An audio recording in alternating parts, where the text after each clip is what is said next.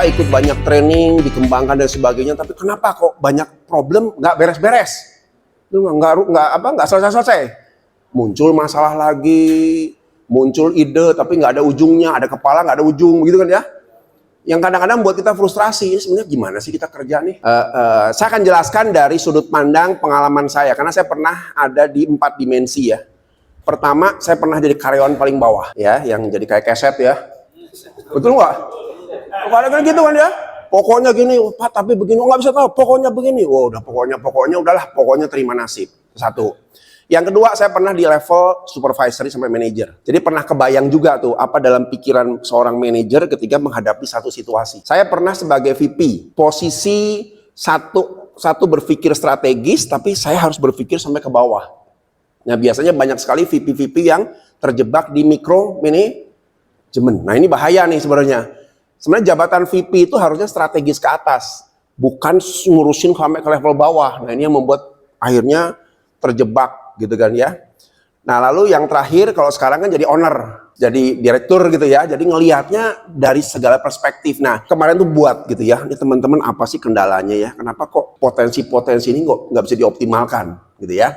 Nah, saya buat model seperti ini nih. Inilah yang namanya design thinking yang kita belajar tadi. Jadi bisa menguraikan bagaimana sih ini bisa muncul. Nah, gini ya teman-teman ya. Kan kita belajar tentang ide. Bagaimana sih ide-ide yang tadi itu macam-macam ya. Ada ide mengenai apa tadi kemarin dong? Terus ada ide mengenai branding, new branding dan lain sebagainya gitu. Tapi bagaimana itu bisa implementasi? Karena struktur dalam organisasi, ini kan kita ngerti dulu ya. Struktur bagaimana satu ide itu sampai jadi itu tidak segampang yang teman-teman pikirkan. Bukan ngasih ide lalu ya sudah manajer ACC jalan, nggak bisa begitu. Ini ide ya tidak bisa terserap dengan cepat gitu ya. Karena apa? Karena ide ini harus teman-teman kolaborasikan atau gabungkan dengan yang namanya kebutuhan. Bener nggak ini kebutuhan perusahaan? Ya jangan sampai idenya kesana kemari. Tapi kita nggak ngerti KBN ini mau kemana sih sebenarnya. Nah akhirnya kita harus fokus pada yang namanya apa? Kebutuhan dulu. Apa sih kebutuhan sebenarnya di sini? Apakah iya kita akan mengadop 100% teknologi seperti yang tadi ya? Digital savvy, digital integrated, bener nggak sih? Sudah siap nggak? Sudah siap dalam arti bukan gini, sudah siap tuh dalam arti konsep mentalnya sudah siap belum? Karena kalau belum siap, ide sebagus apapun juga mental. Nah, kita harus belajar dari bagaimana perusahaan startup itu mengelola ide-ide orang. Nah, kebutuhannya dari mana? Harus ingat, satu, ada kebutuhan yang muncul dari internal. Memang butuh. Ya, ketika kita mengajukan misalnya IoT, digital segala macam, lalu nanya, ini duit kembalinya cepet nggak nih? Ada hasilnya nggak nih? Untung nggak nih? Repot lagi tuh. Ya, misalnya begitu. Ya. Lalu yang berikutnya atau dari bisa juga dari direktur juga bisa tuh punya usulan. Gue pengen begini loh ya. Kan beliau juga pengen punya prestasi, betul nggak? Begini loh ya. Pokoknya kita jalankan tahun ini begini gitu kan ya. Sebab kita bingung begini tuh gimana? Ini nggak ada guidance-nya, nggak ada penjelasan dan sebagainya. Ini internal. Bisa juga dari eksternal, dari siapa? Customer market. Hati-hati loh ya. Banyak perusahaan sekarang ini kayak startup. Startup itu banyak yang rontok. 90% startup hancur. Kenapa coba? Ya. Banyak startup kalau diselidiki, dilihat, mereka sibuk di operation, sibuk di teknologi, sibuk di internal. Wah, meeting segala macam. Tapi lupa, emang ada marketnya nggak? Sekarang siapa yang mulai rontok? Ruang guru, rontok. Mereka lupa, sibuk sistem segala macam, tapi lupa marketnya siapa. Kalau pandemik udah selesai, marketnya siapa? Rontok semua. Jadi mereka tuh lemah di market. Yang kedua lemah di sustainability, menjaganya. Sibuk banyak di dalam, repot di dalam, ribut di dalam, dan sebagainya. Karena saya pernah di dalam startup ya, jadi tahu betul. Kadang-kadang anak-anak muda semangatnya tinggi, tapi lupa. Bisnis tuh nggak bisa seperti kayak orang dagang ya. Saya punya barang, saya jual, dapat untung nanti dulu, nggak bisa. Tapi juga nggak boleh lama-lama bakar duit. Repot juga investornya rugi, kabur semua, mulai rontok, berjatuhan dan sebagainya. Nah, Kalau kita lihat ini tadi, kita harus lihat dua aspek ini. Saya setuju tadi idenya banyak main digital. Pertanyaan saya, konsumen kita begitu nggak?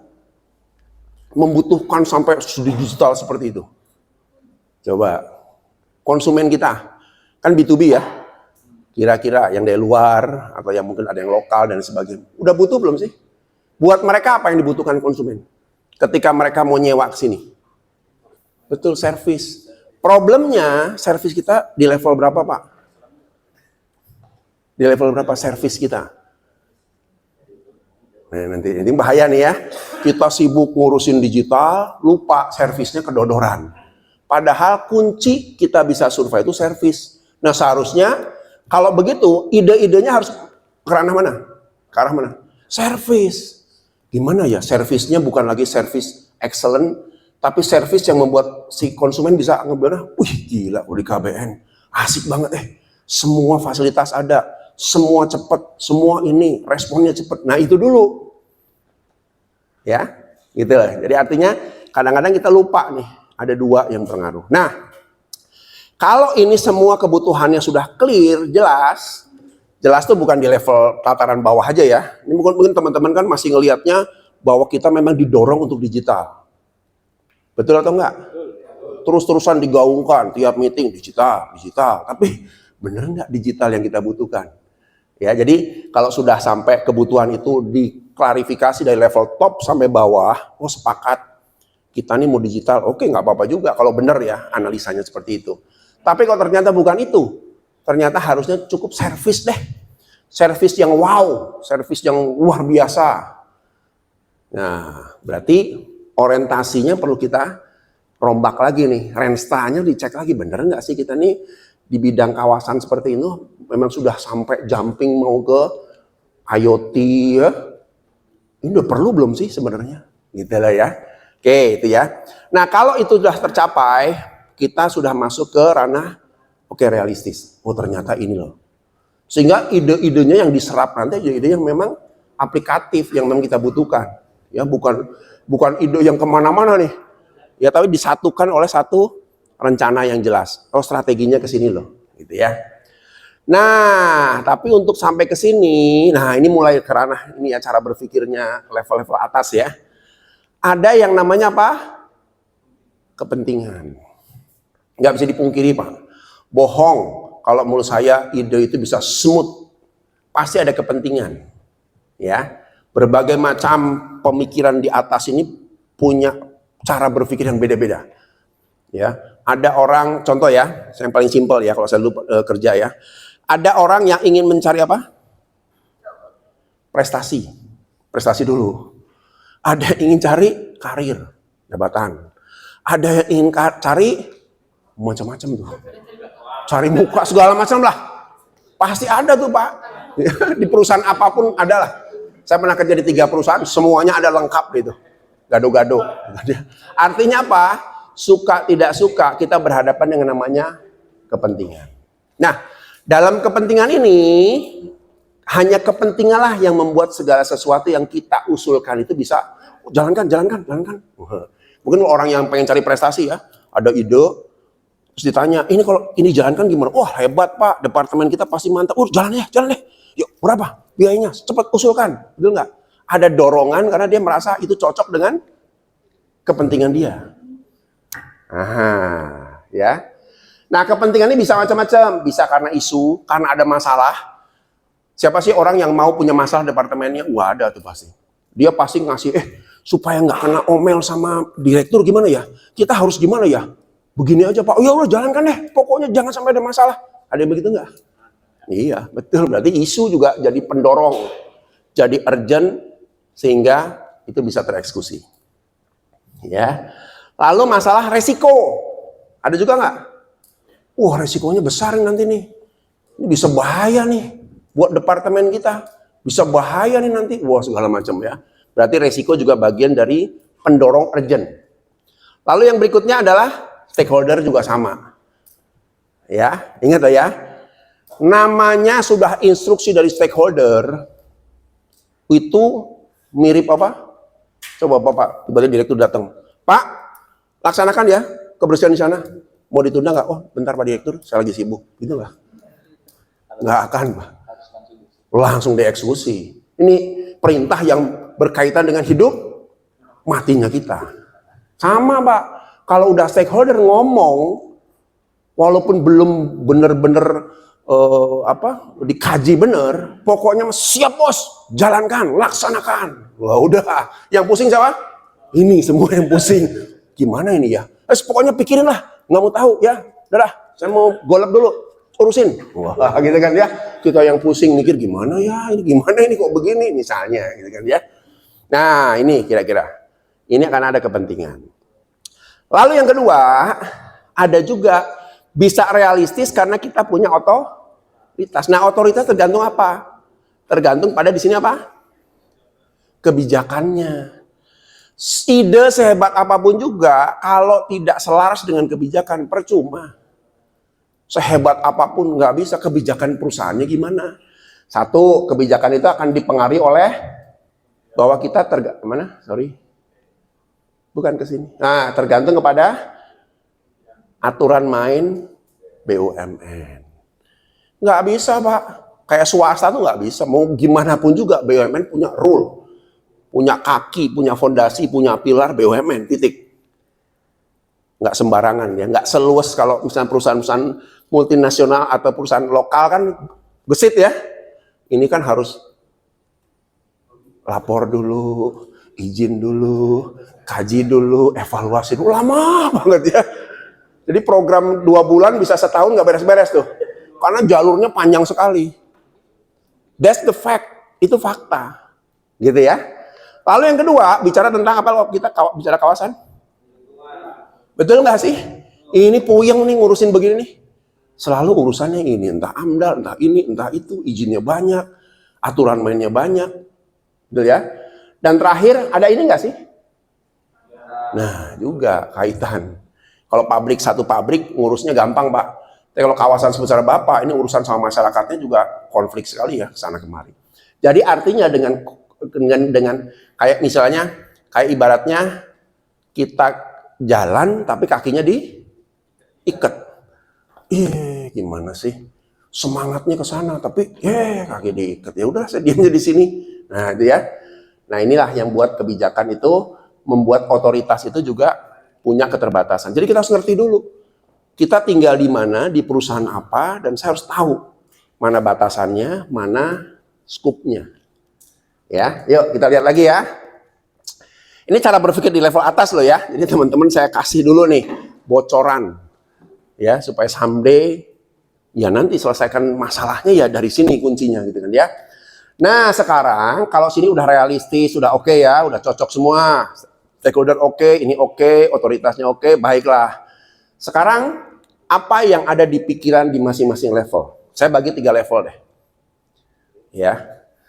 Top management, ini level direksi-direksi nih. Middle management, dari mulai VP sampai manager. Dan staff eksekusi, siapa ini? Ini semua ya? Nah, supervisor ke bawah, staff eksekusi. Gitu ya. Nah, kita lihat Pak. Top manajemen itu hanya bicara strategi, ya. Dia nggak bicara susahnya gimana di lapangan, nggak bicara tentang problem-problem yang ada. Dia hanya bilang strategi. Saya maunya begini, karena dia dekat ke atas, dekat ke stakeholder. Saya maunya begini, ya. Yang kedua bicara tentang komunikasi, ya. Syukur-syukur kalau komunikasi dari top down itu clear, jelas. Sering nggak membingungkan nggak Pak? Kok muncul gini sih? Gimana nih ya? Nanti nanya Pak manajer, saya nggak ngerti nih SK-nya kok begini ya. Pokoknya jalanin lah, pokoknya terusin aja. Saya juga nggak ngerti, begitu nggak? Terus sama-sama bingung. Atasan kita bingung, kita juga bingung. Harus bagaimana nih eksekusinya? Gitu kan ya? Nah ini berarti komunikasinya nih, depend on dari komunikasi, ya. Lalu berikutnya untuk di middle management komunikasi koordinasi ini penting. Karena apa? Karena mereka yang akan mulai berhadapan dengan lintas departemen. Gampang nggak? Jangan berpikir, Pak, kan tinggal ngomong Bapak sama departemen itu. Beresin lah. Nggak bisa Pak. Nanti dulu. Ada yang namanya ego sektoral. Gua, sorry ya, jangan ganggu gua ya. Kamu ya urusan sendiri, saya sorry aja, saya punya kerjaan KPI juga, apa KPI lagi ya? Terikat KPI lagi. Ya. Nah, ini terjebak di sini nih. Lalu, nah di sini pentingnya di level middle itu harusnya belajar apa ini? Design thinking. Makanya teman-teman diajarin tuh salah satu keberuntungan tuh. Karena nanti akan harus ngurusin begini nih. Gimana ya problem kita tuh di mana sih sebenarnya? Gitu ya. Lalu apalagi yang penting monitoring. Ini juga penting. Karena lemahnya pengawasan, lemahnya kontrol, banyak project itu blup, hilang ya, nggak jelas. Nanti baru ditegur sama atasan, gimana? Project kemarin, manajer panggil, sini kumpul. Ini gimana yang kemarin? Kan udah 2 tahun lalu Pak lewat nih, nggak beres-beres. Loh kok udah lama nggak beres-beres nih? Wah nggak tahu, udah kacau balau. Ya, jadi monitoring sistemnya harus clear. Ya, ini problem terbesar di level middle ini harus kuat di monitoring. Lalu harus punya perencanaan timeline. Renstra itu di ngawang-ngawang di puncak langit gitu ya. Harus turun. Diturunkan oleh siapa? Di level menengah. Nurunin ke bawah. Harus gimana ya planning kita? Sekian tahun, sekian bulan, ya. Bahkan daily itu harus tertata gitu ya. Ini dalam tempo, misalnya kita punya project 2 bulan. Minggu ini ngapain aja harus ngerti Pak. Nah, siapa? Di level middle ini harus tahu. Harus monitoring. Saya di kantor, saya nggak banyak ya di kantor tuh cuma sekitar 10 orang ya. 9 orang lah, udah 1 keluar ya. Kita punya yang namanya target fokus. Target fokus itu adalah sistem yang saya kembangkan dari 2013 untuk memastikan setiap orang yang datang ke kantor itu tidak dalam kondisi kepala kosong. Target fokus itu gimana? Daily Pak. Pagi mereka buat target fokus, sore dicek. Selesai nggak? Nanti dalam 1 bulan ketahuan berapa proyek kita selesai. Teman-teman buat bonus bulanan. Ini 2 kunci penting. Dan saya apresiasi kalau mereka mencapai, lo harus hargai dong. Ini di level yang middle nih. Nah sekarang di level bawah apa? Yang penting komunikasi, koordinasi. Clear, instruksinya clear. Instruksi nggak clear sampai ke bawah, buat Bapak bingung. Yang ada adalah akhirnya miskomunikasi, ujungnya sikut-sikutan. Kemarin saya lihat ya, tadi saya lihat ya, sebenarnya apa yang disampaikan masing-masing itu kalau ada yang menyelaraskan, good, bagus tuh. Hanya karena mungkin karena selama ini masih berpikir, saya departemen ini, kamu kok begitu sih, gitu kan? Jadi kita lebih mudah ngoreksi orang, tapi tidak menyatukan, tidak mencari kesamaan, tapi cari perbedaan. Nah ini repot. Nah, ego sektoral, ini kuncinya yang harus membuat ego sektoral itu hilang. Bukan teman-teman kan lebih eksekutor ya. Terus yang berikutnya adalah konsisten. Ya, kalau saya menjaga teman-teman dilakukan konsisten pakai target fokus itu salah satunya. Cek, ini udah selesai belum? Oh belum Pak, kapan selesai? Lusa Pak, oke. Buat lagi, direct. Ya, itu mundur di kalender, berapa lama ini? Nanti Pak, ini bisa boleh jelaskan ya tekniknya seperti apa. Dan itu bisa membuat proyek-proyek yang besar pun bisa kita selesaikan, even dalam jumlah orang yang terbatas. Jadi ya. Lalu target oriented. Nah teman-teman ini jangan senang dengan proses. Kan seneng tuh ya, diskusi yuk, wow. Sehari, seminggu, sebulan nggak jelas. Terus yang kemarin hasilnya gimana? Oh belum Pak, baru diskusi. Lah udah 5 bulan diskusi melulu. Kita harus didorong sampai target oriented. Ya makanya saya sekarang kalau di kantor selalu bilang, saya mau nanya ya, ini dibayar sama siapa kalian nih? Soal perusahaan Pak, konsumen, klien. Baru mereka sadar, oh iya ya, kalau klien nggak ada, bayar pakai apa kita nih ya? Nah itu diingatkan tuh itu, target oriented. Jadi klien itu butuh proses, butuh hasil. Mereka nggak perlu kita mau jungkir balik, kaki jadi kepala jadi kaki, who cares? Yang mereka butuhkan, gua minta, mana hasilnya, oke, saya bayar. Kita dibayar karena hasil yang kita kerjakan, bukan proses yang kita lakukan. Kenapa? Harus didorong pada target oriented. Targetnya mana? Tercapai nggak? Ada hasil nggak? Gitu ya. Kalau di bidang kami kan lebih laporan sebenarnya ya. Misalnya ada assessment, laporan. Training pun kadang-kadang harus laporan, harus cepat. Ada apa? Laporan. Jadi berarti kita targetnya apa? Setiap orang di kepalanya harus mikir, oh saya udah ngerjain ini, harus cepat saya berlaporan. Gitu ya. Terus yang berikutnya ada kerja sama. Ya, ini kerja sama nih. Nah, sekarang dengan apa yang seharusnya dituntut di masing-masing ini, kita lihat cara berpikir di kepalanya masing-masing. Top management selalu mengacu kepada good government ya, GCG kita harus bener nih, jangan sampai himbauannya begitu terus ya, berulang-ulang kan ya, no fraud, GCG-nya dijaga, resikonya apa dan sebagainya. Apalagi Bapak di holding perusahaan finance itu perusahaan yang di bawah, saya mau orangnya bersih ya, saya mau orangnya begini, saya mau orangnya begini. Manajemen juga selalu mendapat tekanan dari siapa? Stakeholder, udah pasti itu Pak, paling nggak enak Pak, ya. Terus yang berikutnya adalah direction. Ya. Inginnya punya apa? Direction, arahan. Begini ya, begini ya, begini ya, begini ya gitu ya. Lalu risk management juga bagi beliau penting. Middle management sama GCG karena diminta oleh atas ya. Risk management. Nah, kedua ada yang menarik nih, prestasi dan performance. Gitu. Jadi pastikan kalau kita usulannya mau diterima Pak, kita harus ngerti betul apakah usulan saya ini bisa memberikan hasil dan bisa memberikan prestasi buat departemen dan atasan kita. Hampir sebagian besar kalau kita berpikirnya seperti itu, usulan kita mudah diterima. Karena itu yang diharapkan, itu yang dibutuhkan. Gitu kan ya. Lalu yang terakhir, kalau di kita apa? Alur prosedur betul nggak? Kan tadi ngomong SOP juga ya. SOP-nya gimana sih? Kok nggak beres-beres sih? Itu harus jelasin ya. SOP ini nggak main-main loh Pak. Oh di perusahaan asing SOP itu benar-benar jadi panduan. Bapak kalau lihat ya di beberapa perusahaan ya, saya kemarin bantu Kasen lah ya, itu perusahaan multinasional Pak ya, itu benar-benar SOP itu dijalankan Pak. Setiap 3 bulan SOP itu di review ulang, 3 bulan loh Pak, dicek ulang, udah masih bener nggak nih mesinnya nih? Oh salah, dirubah lagi. Oh salah, suhunya bukan begini harusnya. Karena berdasarkan evaluasi, terus Pak, setiap 3 bulan. Perusahaan Jepang juga sama. Kalau di kita SOP, kapan direview? 3 bulan. Baru buat itu ya. Dipraktekannya bisa tahun depan nggak beres-beres. Nah kita harus jadikan SOP itu standar. Ya. Kalau kita menjadikan SOP itu adalah basis cara kita berkomunikasi dan berpikir, nah apa yang terjadi? Konflik menjadi turun. Enggak, kalau SOP. Nah, kalau saya tanya ini, misalnya saya negor ya, Pak Adit, itu gimana pintu kok berantakan begitu sih, kebuka ketutup? Kan harusnya nggak boleh. Kan Bapak bisa ngomong, Pak, kan nggak ada SOP masalah pintu buka tutup. Betul nggak? Berdebat nggak kita? Debat.